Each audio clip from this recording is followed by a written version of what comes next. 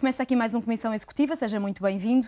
A menos de 2 dias para as presidenciais, neste Comissão Executiva juntamos jovens e política, depois de os candidatos terem enviado mensagens aos jovens. Cavaco Silva assumiu que os jovens são uma prioridade nacional. A JSD considera o mesmo o presidente dos jovens. Já Manuel Alegre assumiu o combate contra a precariedade no emprego jovem como uma prioridade nacional. Fernando Nobre conta com todos os jovens e foi a eles que se dirigiu para apelar ao voto.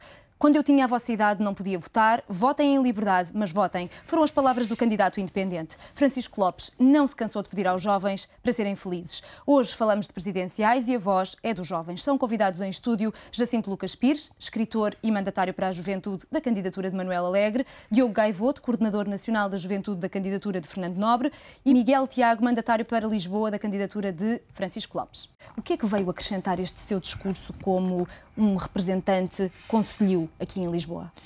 Eu julgo que a forma como a nossa candidatura, como a candidatura do Francisco Lopes se organizou é um pouco distinta, é uma questão de opção orgânica, portanto não existindo um mandatário para a juventude, como aliás não existe mandatário para nenhuma outra área da sociedade ou força social, digamos assim, ter ao invés vários mandatários, um pouco por todo o país. Uma opção distinta, julgo que ambas são válidas e isso possibilita-nos dar uma dinâmica ainda mais coletiva ao trabalho desta candidatura. No nosso entendimento, de certa forma, tendo em conta que o candidato não poderá estar em todo o lado, não podemos, por isso, deixar de ter iniciativas de campanha, iniciativas de contacto com as populações, ou de visitas a instituições, ou a fábricas, ou empresas, etc.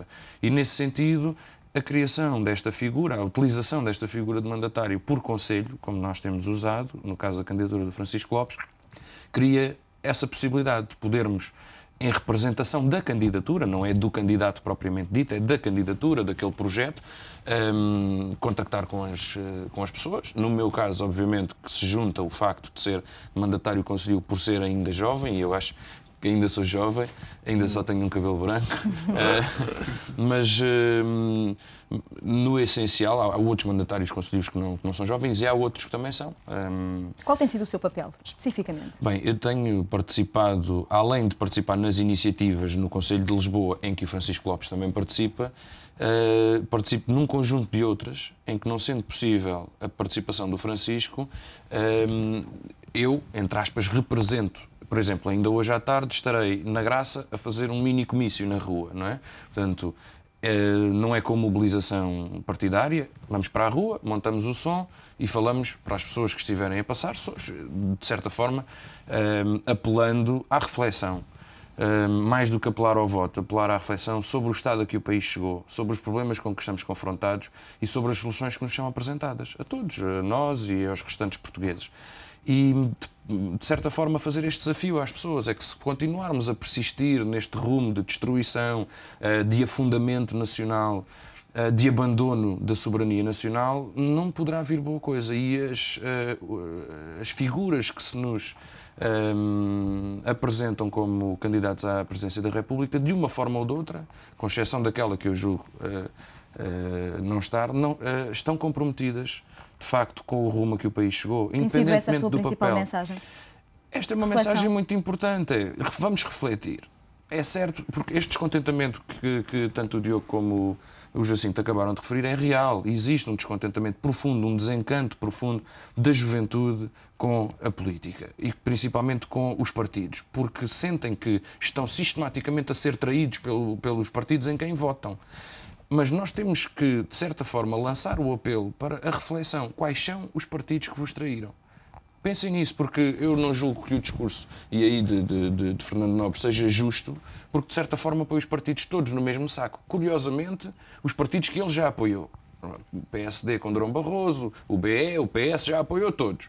E hoje demoniza os partidos sem fazer distinções entre os partidos. E eu acho que isso não é justo. E neste caso não estamos a referir-nos a partidos diretamente, mas a responsáveis que estão ligados de uma forma ou de outra a uma via política, digamos assim, a um caminho. E Manuel Alegre está comprometido e, aliás, apoia o atual Primeiro-Ministro. Portanto, eu julgo que não há muito a dizer sobre isto. Acho que Está à vista qual é o rumo que este governo tem vindo a impor ao país. Fernando Nobre apoiou diversos políticos ao longo da sua história e deu sempre, de certa forma, a chancela, quer ao Soarismo, quer ao Durão Barroso, quer a candidaturas do BE, que agora apoia a Alegre, para, se não estou em erro, algumas eleições também aqui ou europeias, se não estou em erro. Portanto, de certa forma, eu o que vejo é que, se refletirmos sobre o país, temos que romper com este ciclo vicioso de andar sempre entre um e outro, sem nenhuma alternativa, entre o PS e o PSD, ou entre os protagonistas do PS e do PSD, por mais que eles queiram, de certa forma, livrar-se dessa carga. Reparemos como o professor Cavaco Silva tenta, a todo o custo, libertar-se dos partidos ao qual pertence e onde, de facto, foi gerado enquanto político. Não é? Miguel Tiago, já vamos voltar aos projetos e então a esse sentimento que também é importante que passem aqui para esta mesa em relação a todo este puzzle de candidaturas, destas 6 candidaturas e em especial aquela que representam, mas gostava também de saber o que é que tem sido até agora, neste processo todo, dentro das funções que desempenham ou que consideram desempenhar, o mais desafiante destas candidaturas presidenciais e de que forma têm olhado também para elas, que têm sido muito criticadas por terem sido distantes e não terem abordado os temas centrais do país. Antes de mais, permita-me só responder ao Miguel Tiago em relação à questão dos partidos. Fernando Nobre não está contra os partidos, está contra estes partidos ao qual eles chegaram. Não estou aqui a incluir o partido.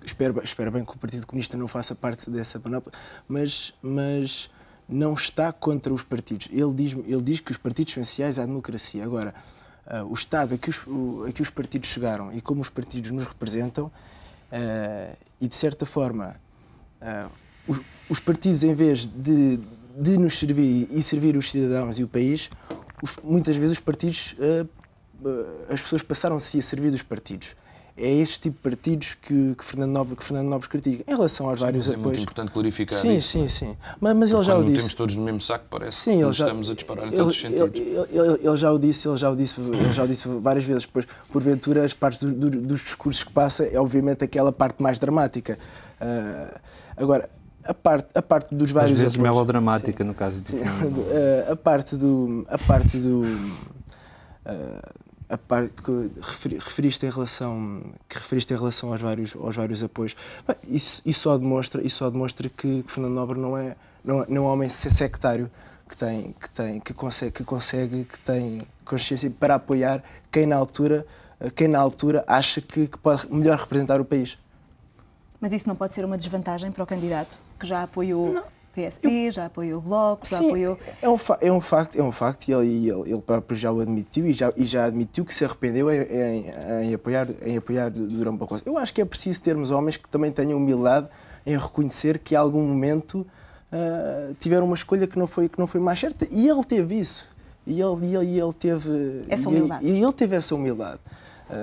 E creio que essa visão e creio que essa parte de ter apoiado vários candidatos só é um ponto a seu favor.